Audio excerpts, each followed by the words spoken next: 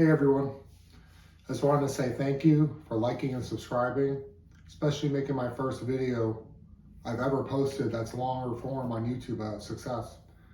You guys had a bunch of awesome comments, a lot of great insights, a lot of you are so knowledgeable. I just want to say thank you and welcome to part 2.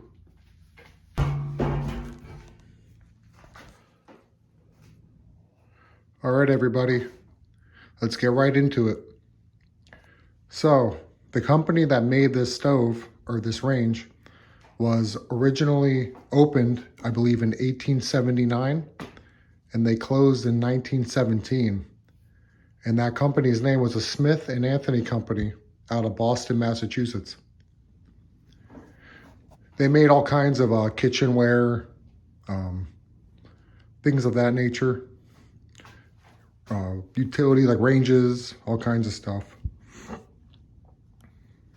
I just wanted to show you guys a couple more interesting features, slow things down a little bit because I know that people are very interested in this.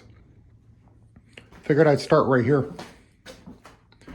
Somebody made a pretty good assertion to me that they believe that this was readapted. Instead of running coal, now it's running, I believe, on kerosene, the guy said. That was in the first video.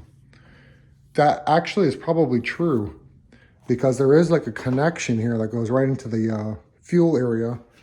And I think back in the day that this is where they put the coals or the wood in. So we'll go ahead and we'll just open that up. And you could see it literally, I think, attaches right up in there. So that was a really good catch by that guy. So this is pretty neat. And I think that this is what maybe controlled the airflow and maybe how big, or how much heat you wanted out of this thing. So they would probably, I assume, just adjust the vent openings. What really makes this stove awesome too is that it's an ebony finish. And that was a higher end model that people had to pay more to even get, which is pretty neat. So this is like an upper class kind of thing. It's pretty cool. It's just the heat indicator. And someone else made an interesting point too, that even though it says 1915, it doesn't necessarily mean that it's exactly from 1915. That could just be the patent date, which is a good point. But either way, it's at least at the very latest from 1917, because that is when the company closed down. So we do know at least that much. And I'll tell you what, this thing is absolutely gorgeous. I'm just gonna wipe it all down. I'll probably vacuum first, get the big debris out, and then go ahead and just wipe things down. Not even with a wet rag, maybe a dry one at first, and then go from there. I still have to do a lot of research on how to go about this because I don't wanna cause any damage. I want to preserve its natural patina. I know that's very important to everybody, and it's important to me too. So let's go ahead and open this up. It's actually a decent sized oven in here. If I had to guess, I'd say that's about 18 inches deep. You can take a look at the back right here. And I had a few comments of people telling me that they don't know how the stove got up here. It weighs so much. And I'd done some research on that. And it turns out that this stove was assembled up here. If you'll notice, there's, obviously the hinges.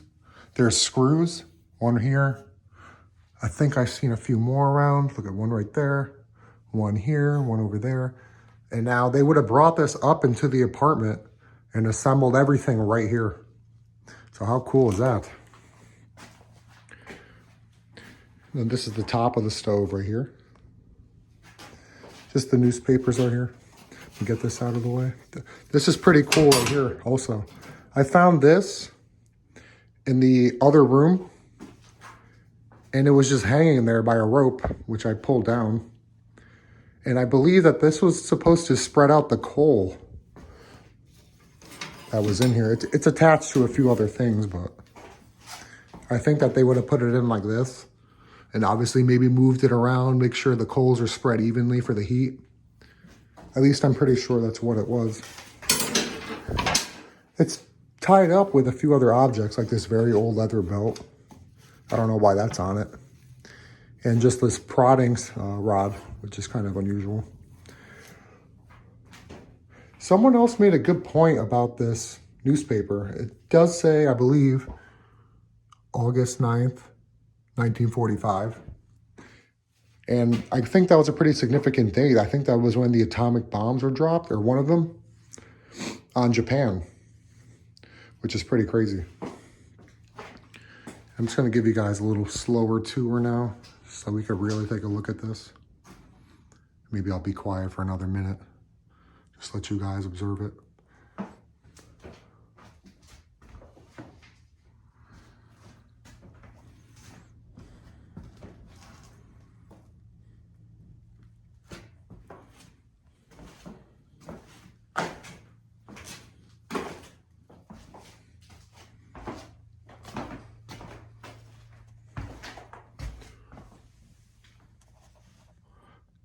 I wish this would come up a little better, but it says Barstow Stove Co., Providence, Rhode Island.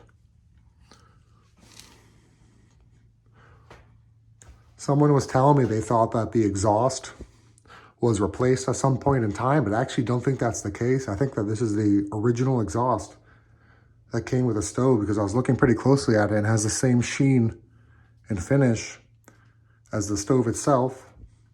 And it shows a little bit of signs of some rust. So this thing is very, very old. All kinds of neat stuff up here. Some people were saying that they think the videos were staged, but I'm telling you, this is how I found it. When I was buying the property about 2 years ago, I was getting walked through. We noticed that something was blocking the attic, a big piece of furniture, moved it out of the way, and then we finally got up here, which was a headache because it was so heavy. And this is what we saw, a little bit of a time capsule. And I think in the next video, I'm gonna go over the bathroom, and perhaps I'm gonna explain and do some research on what each of the medicine bottles is, what it does and how old it is and what it was supposed to treat.